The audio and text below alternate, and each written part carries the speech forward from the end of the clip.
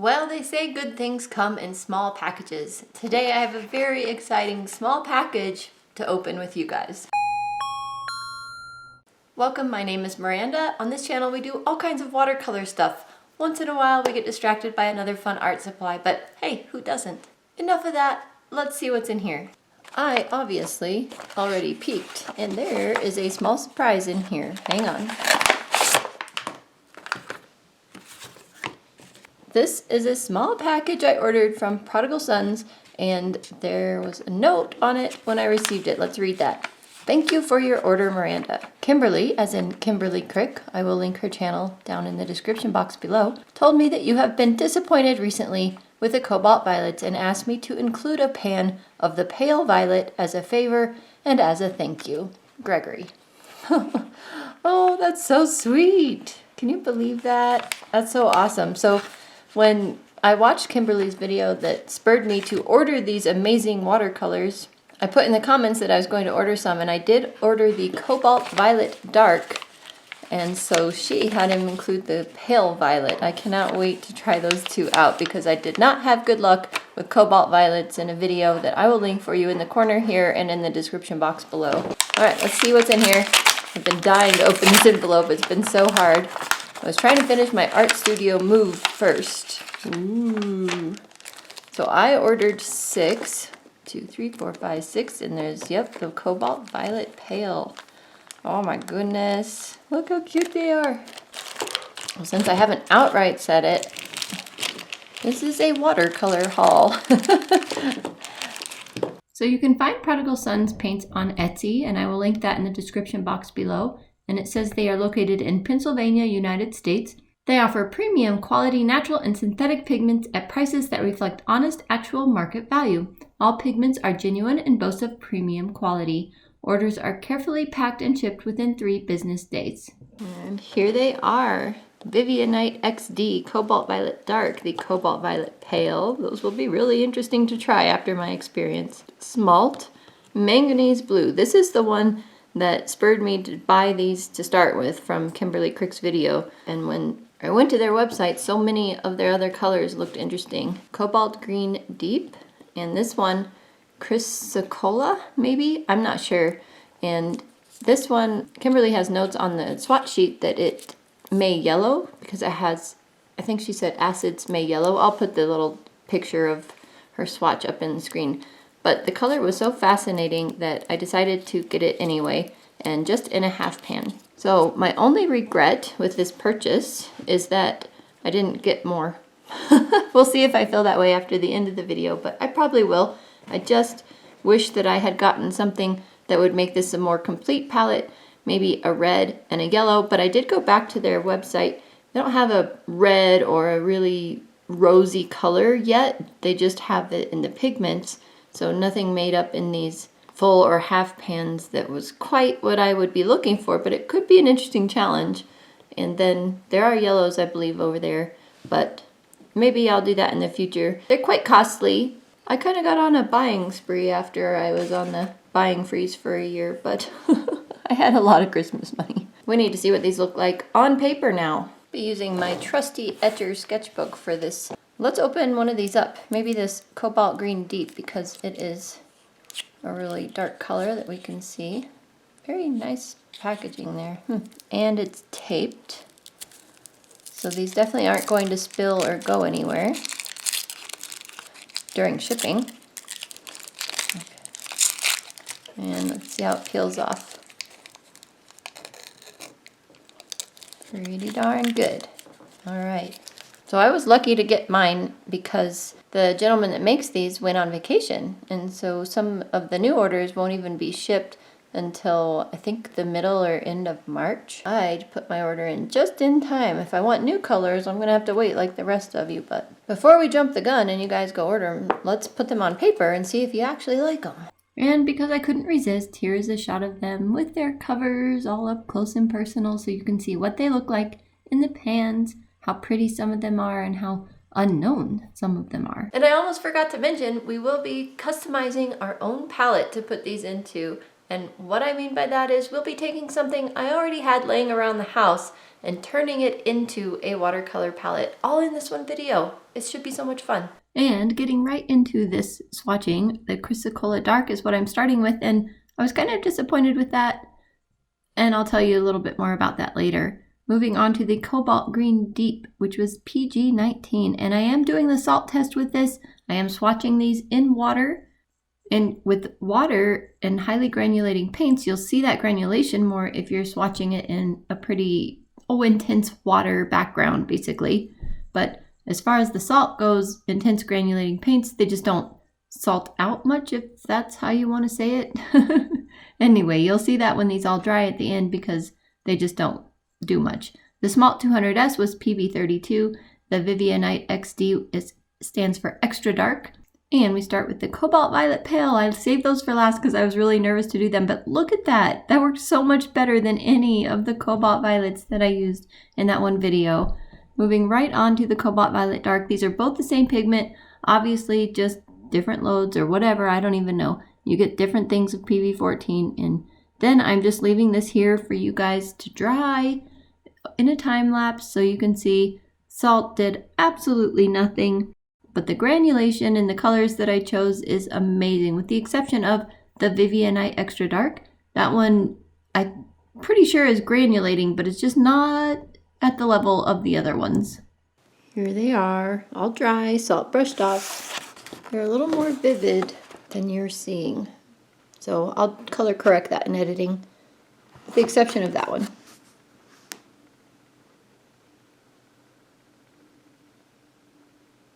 Before we do a painting with these, which I definitely want to do, even though it's limited colors, I want to create some kind of palette to put these in, because right now they're just over here loosey-goosey in their little pans, and that would be hard to paint with. So, in my very last video, where I moved into this new studio that we're working in right now, which is awesome, by the way.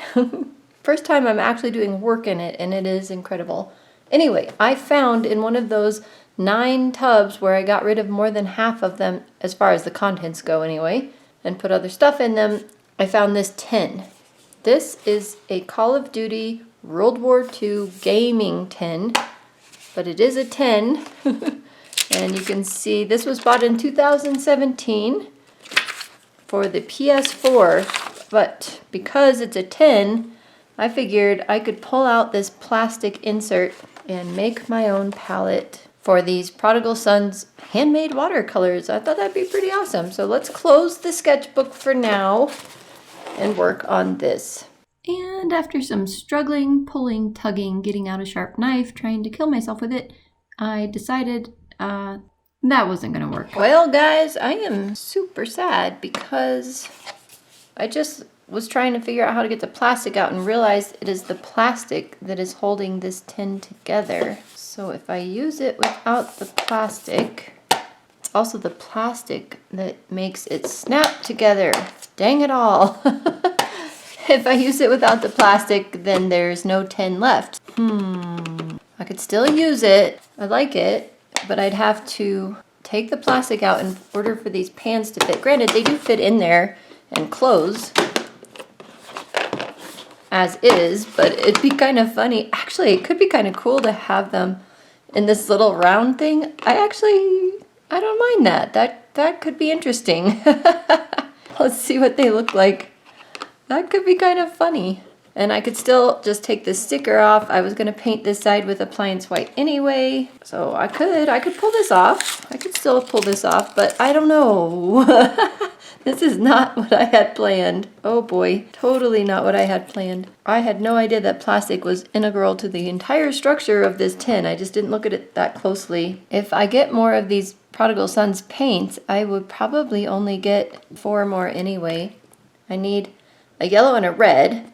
But then there's several different yellows and not quite the right red on their site that I would want to try. So this could work. I could even like stack up these cobalts a little and like squish that one over. That could be really fun. I might do this. I might still do this. This is not what I planned. But let's see. I have to be careful and not put pans where these clips are. I could cut those clips out actually. This knife is super sharp, but I'd probably hurt myself, so we'll find a better way to do that. Maybe a Dremel or something. Let's see if it closes. It does close. It seems quite secure. Latch is nice and tight. Okay, we're doing this. Let's use one of these colors and just mix on this surface over here and see. I don't know. I don't think it's going to be great with, well, that's not bad. It's lifted far enough off of the picture below that I can see the color way more better than I expected. Let's try this cobalt green deep over here. I don't know, guys. That's not horrible. I'm really surprised. Try my darkest color, this Vivianite. I might get away with this. I need to decide. Well, if I ever decide, I will let you guys know, except of course I will let you guys know. That's the whole point of this video.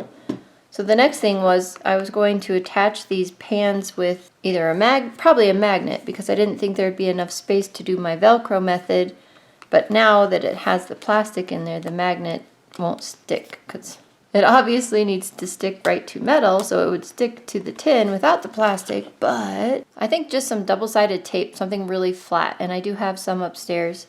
This is the fancy double-sided tape that I have. It is acid-free, heat-resistant, so on.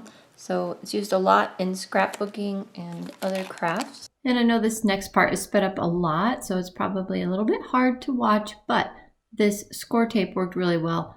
And in fact, I even moved one of the pans from one spot to the other after I'd already stuck it down, and it released and restuck really easily. So I highly recommend this stuff. I'll link it in the description box below. I've used it a lot for scrapbooking back in the day when I used to do that kind of stuff.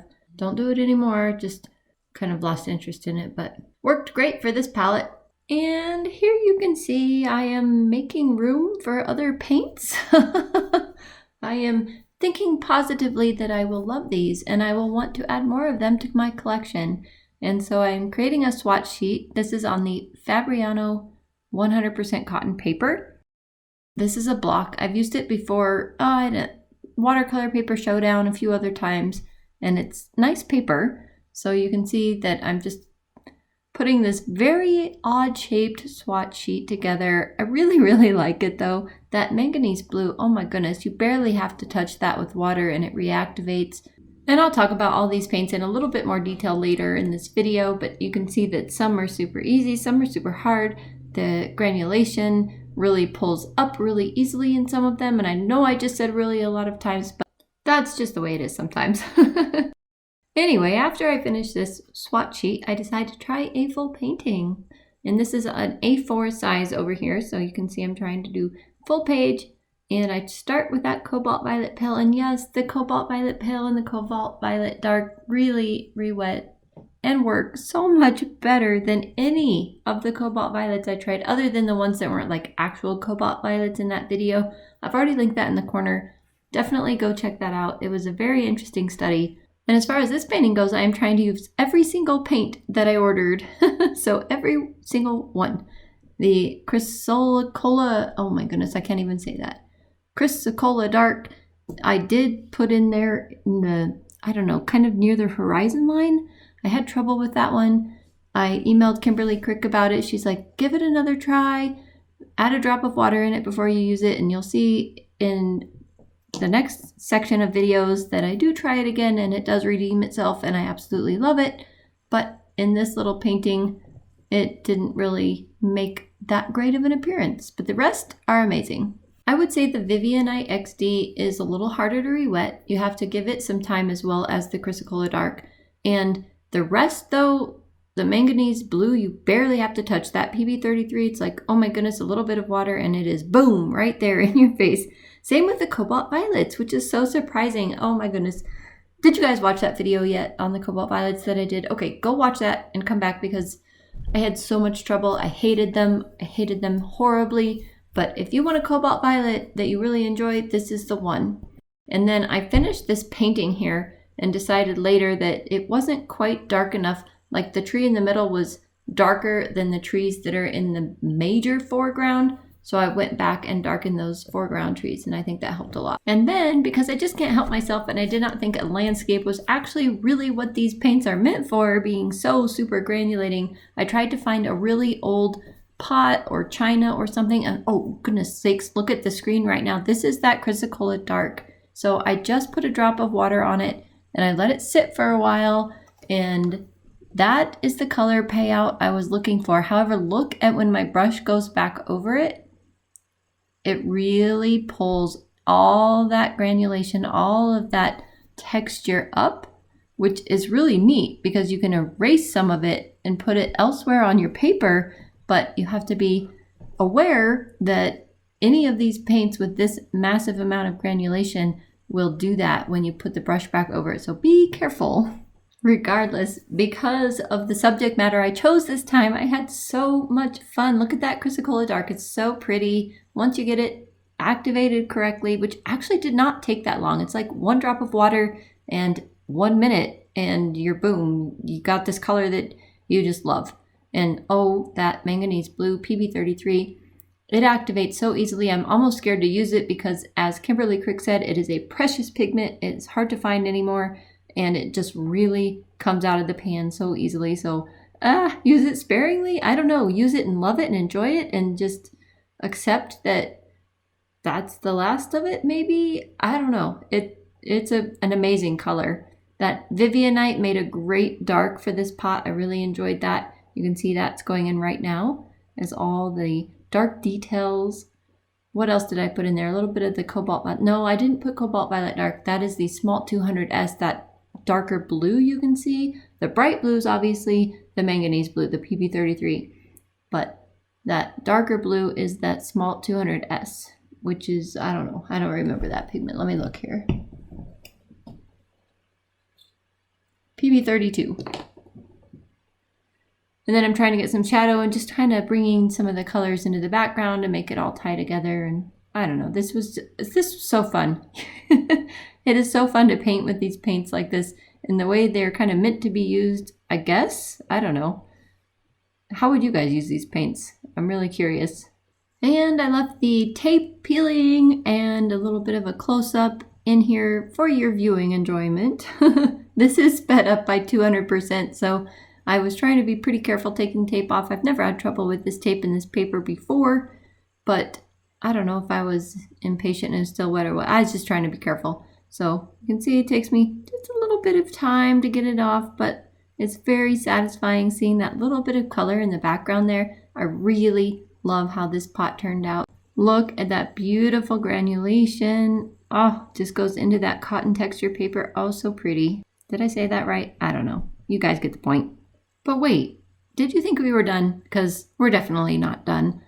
There is nothing quite like mixing granulating paints with a buff titanium. And I used the buff titanium from Roman Schmal. Yeah, I missed the first 2 on the video because I'm a delinquent, but whatever. I put the buff titanium down first in a very wet mixture, and then I grabbed the paint from the palette over there for the Handmade Watercolors, and then mixed it right on the paper with the buff titanium, and you can see how they each turn out. It's pretty darn cool. And here they are, up close and personal, all dried. Hopefully I'm doing this slow enough for you to really get the idea of how the granulation looks. So gorgeous. I intentionally chose the highly granulating colors. I just love them. I'm so in love. And I'm so glad that Chrysocolla Dark redeemed itself. I'm really looking forward to seeing what kind of paintings these paints are best suited for in the future. It should be really interesting. And I also want to try them in maybe non-traditional ways. Like maybe if I find out these are best suited for seascapes, try them in a portrait or something unusual like that. You get the point, I hope. So what do you think? Would you buy these paints? They're very interesting, very intriguing. I chose the highly granulating colors on purpose because that's what I wanted to try out. Well, it was probably pretty obvious on my swatch sheet here that I have left some empty space. So maybe we'll have a few more watercolors in our future. Subscribe down below if you're new and you don't want to miss that. Also hit the like button, it really helps my channel out and it makes me feel good that you guys hit the like button. So thank you very much for doing that. The video after this one's going to be really fun, and then I will stick some videos up at the end of this video that I think you might enjoy. Alright guys, thanks so much for joining me today. Really appreciate it. I will see you guys in the next video. Bye for now. Dog wants in. I'll be right back. Obviously needs to spick.